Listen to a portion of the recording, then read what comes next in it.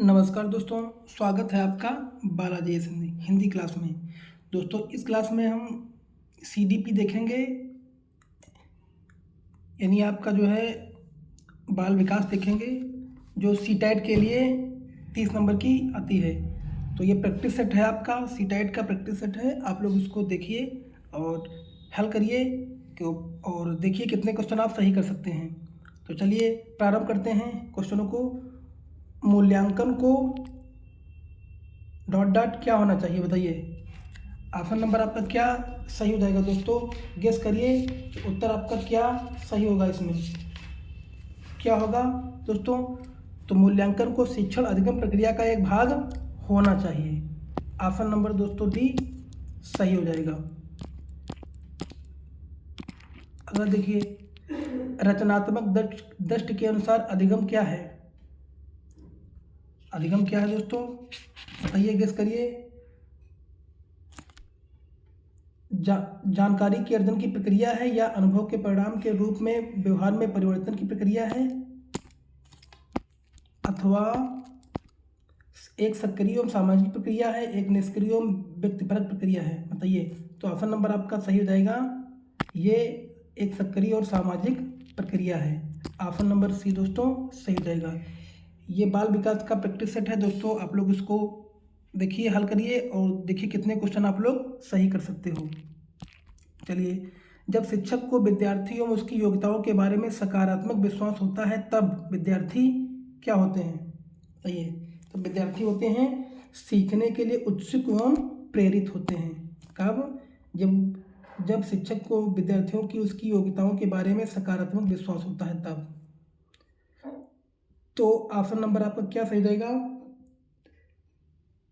3 का option number दोस्तों सही हो जाएगा आपका, सीखने के लिए उत्सुक और प्रेरित। ऑप्शन नंबर सी दोस्तों सही हो जाएगा। बच्चों की गलतियां डॉट डॉट क्या होती हैं? तो बच्चों की गलतियां जो होती हैं अधिगम का एक भाग है, था उसके विचारों में एक अंतर्दृष्टि देती है।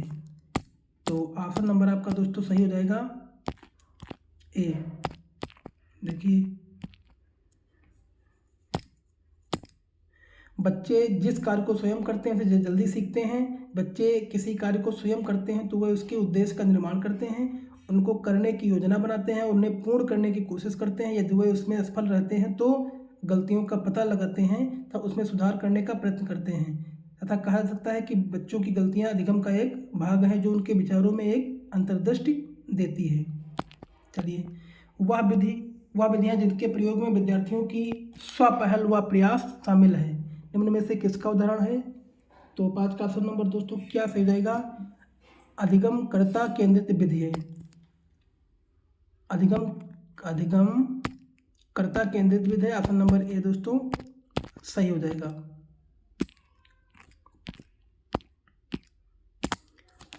आगे देखिए, नीचे लिखी हुई स्थित सिद्धांत को दर्शाती है। जो विद्यार्थी अच्छा प्रदर्शन नहीं कर पाते हैं वह महसूस करते हैं कि वे पर्याप्त रूप से अच्छे नहीं हैं और हतोत्साहित महसूस करते हैं, तब उनमें बिना प्रयास से कार्य को आसानी से छोड़ देने की संभावना है। तो बताइए ये क्या है?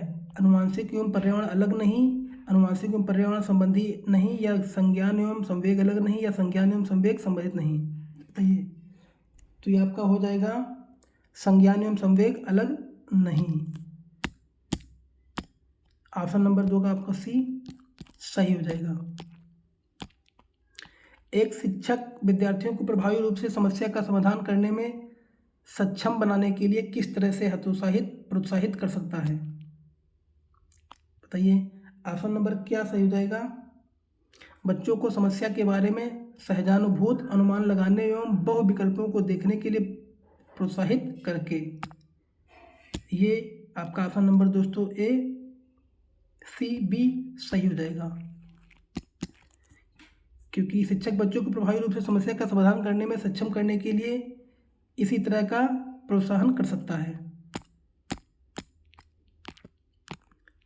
जीन पियाजे के सिद्धांत का प्रमुख प्रस्ताव है कि क्या है? तो 8 का ऑप्शन नंबर बी दोस्तों सही रहेगा। बच्चों की सोच गुणात्मक रूप से वयस्कों से भिन्न होती है। दोस्तों आप लोग गेस किया करिए कौन सा उत्तर सही होगा।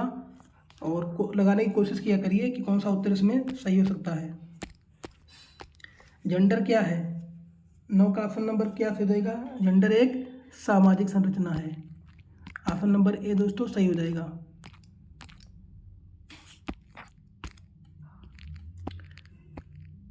निम्न में से कौन विकास के व्यापक आयामों की सही पहचान करता है? तो 10 का ऑप्शन नंबर दोस्तों क्या सही हो जाएगा? 10 का ऑप्शन नंबर दोस्तों सही हो जाएगा, शारीरिक, संज्ञानात्मक, सामाजिक और संवेगात्मक। ऑप्शन नंबर आपका दोस्तों सी सही हो जाएगा। प्राणी के जीवन काल में अनेकों अवस्थाएं होती है, जैसे बाल्यावस्था, शैशवावस्था, किशोरावस्था, प्रौढ़ावस्था आदि। बालक में केवल बाल्यावस्था का ही अपित नहीं, उस विकास के सभी आयामों, शारीरिक, मानसिक, सामाजिक, संवेगात्मक पहलुओं का अध्ययन किया जाता है। बुद्धि के बारे में निम्नलिखित कथनों में से कौन सा कथन सही है? बताइए। तो ऑप्शन नंबर क्या सही हो जाएगा? बुद्धि बहुआयामी है, जिसमें बुद्धि परीक्षणों के द्वारा पूर्ण रूप से परिमेय न की जाने वाली कई योग्यताएं शामिल हैं। ऑप्शन नंबर बी दोस्तों सही हो जाएगा। ऑप्शन नंबर बी सही हो जाएगा। देखिए, गार्डन ने 9 प्रकार की बुद्धि को बताया है। कौन कौन से? भाषाई बुद्धि, तार्किक गणितीय बुद्धि, स्थानिक बुद्धि, शारीरिक गतिक बुद्धि, संगीतिक बुद्धि, व्यक्तिगत आत्मन बुद्धि, व्यक्तिगत आत्म बुद्धि और प्रकृतिवादी बुद्धि और अस्तित्ववादी बुद्धि। निम्न में से कौन प्राथमिक सामाजिकरण का माध्यम है? निम्न में से कौन सा प्राथमिक सामाजिकरण का माध्यम है? तो 12 का ऑप्शन नंबर सी दोस्तों सही हो जाएगा, परिवार। निम्न में से कौन प्राथमिक सामाजिकरण का माध्यम है? परिवार है। लेव वाइगोस्की के अनुसार अधिगम क्या है? तो लेव वाइगोस्की के अनुसार अधिगम दोस्तों एक निष्क्रिय गतिविधि है या एक अनुबंधित गतिविधि है। ये तो दोनों नहीं है। यह एक सामाजिक गतिविधि है, एक व्यक्तिगत गतिविधि है। तो आपका ऑप्शन नंबर सी सही हो जाएगा, एक सामाजिक गतिविधि है। निम्नलिखित में से कौन सा पूर्व क्रियात्मक अवस्था काल के बच्चे को विशेषित करता है? तो 14 का ऑप्शन नंबर दोस्तों सही हो जाएगा, विचारों की अनुत्क्रमणीयता। ऑप्शन नंबर आपका भी सही हो जाएगा। बच्चों और उसके अधिगम के संदर्भ में निम्नलिखित में से कौन से सही है? तो 15 का ऑप्शन नंबर दोस्तों क्या सही हो जाएगा?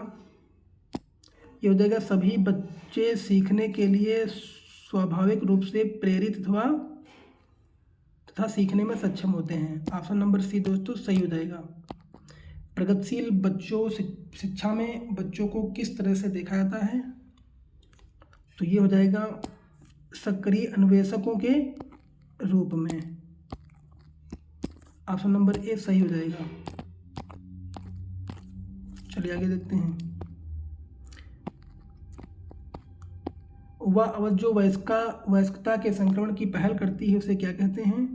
तो 17 का ऑप्शन नंबर दोस्तों क्या सही हो जाएगा? गेस करिए। ये हो जाएगा किशोरावस्था। ऑप्शन नंबर सी दोस्तों सही हो जाएगा। जीन पियाजे के अनुसार बच्चे क्या हैं? बताइए, गेस करिए क्या है? ज्ञान को सक्रिय रूप से संरक्षित करने, जैसे जैसे वह दुनिया में व्यवहार कौशल का प्रयोग करते हैं तथा अन्वेषण करते हैं। पियाजे के अनुसार बच्चे यही है। तो ऑप्शन नंबर आपका सही जाएगा सी।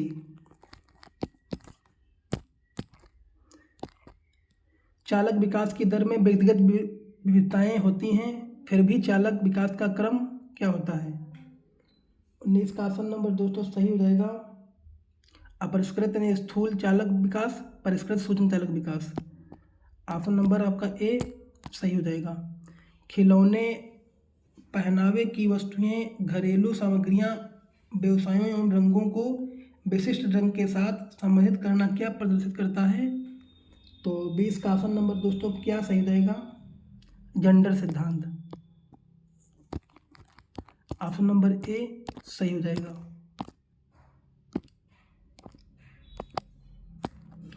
एक प्रारंभिक कक्षा कक्ष में एक बच्ची अपने साथ जो अनुभव लाती है वो क्या है? तो 21 का ऑप्शन नंबर दोस्तों बी सही जाएगा, उसे शामिल कर उसका संचय करना। ऑप्शन नंबर बी दोस्तों सही हो जाएगा। एक बच्चा तर्क प्रस्तुत करता है कि हिज को दवाई की चोरी नहीं करनी चाहिए। वह दवाई जो उसकी पत्नी की जान बचाने के लिए ज़रूरी है, क्योंकि यदि वह ऐसा करता तो उसे पकड़ा जाएगा और जेल भेज दिया जाएगा। कोहलबर्ग के अनुसार यह बच्चा नैतिक समझ की किस अवस्था के अंतर्गत आता है? तो ये हो जाएगा आपका दंड एवं आज्ञापालक विन्यास। ऑप्शन नंबर आपका ये सही हो जाएगा। मौखिक संवाद जो बच्चे अपने आप से करते हैं उसे लेव वोगोस्की क्या कहते हैं? उसे कहते हैं व्यक्तिगत वार्ता। ऑप्शन नंबर डी सही हो जाएगा। यह विचारधारा कि सभी बच्चों को एक नियमित विद्यालय व्यवस्था में समान शिक्षा प्रदान करने का अधिकार हो। तो 24 का ऑप्शन नंबर दोस्तों समावेशी शिक्षा का। ऑप्शन नंबर सी सही हो जाएगा।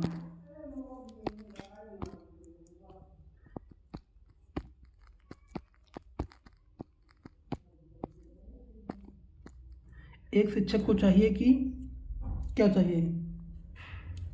वह संप्रेषित करे कि यह कक्षा में सभी संस्कृतियों का सम्मान करती है और महत्व देती है, जो कि ऑप्शन नंबर दोस्तों आपका भी सही हो जाएगा। निम्नलिखित संरचनाओं में से शिक्षा का अधिकार अधिनियम 2009 किसकी वकालत करता है? तो 26 का ऑप्शन नंबर दोस्तों समावेशी शिक्षा करता है। ऑप्शन नंबर डी दोस्तों सही हो जाएगा। बच्चों को कक्षा में प्रश्न पूछने के लिए प्रेरित करना चाहिए। तो ऑप्शन नंबर आपका सी सही हो जाएगा। निम्नलिखित में से कौन सी एक मुख्य प्रक्रिया नहीं है जिसके द्वारा सार्थक अधिगम घटित होता है? तो 28 का ऑप्शन नंबर दोस्तों सही हो जाएगा कंठस्थीकरण एवं स्मरण। ऑप्शन नंबर आपका सी सही हो जाएगा। निम्नलिखित में से कौन सा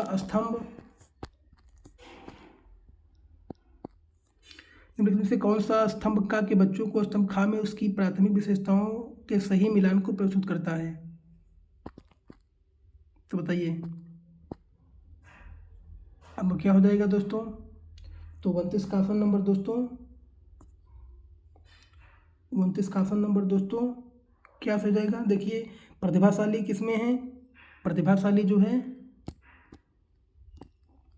शीघ्र एवं स्वतंत्र रूप से सीखने की। अधिगम आवश्यकता क्या है? अधिगम आवश्यकता है दोस्तों ये धारा प्रवाह पढ़ने में कमी। सृजनात्मकता क्या है?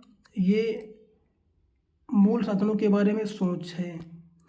अवधान की अतिसक्रियता अतिक्रम क्या है?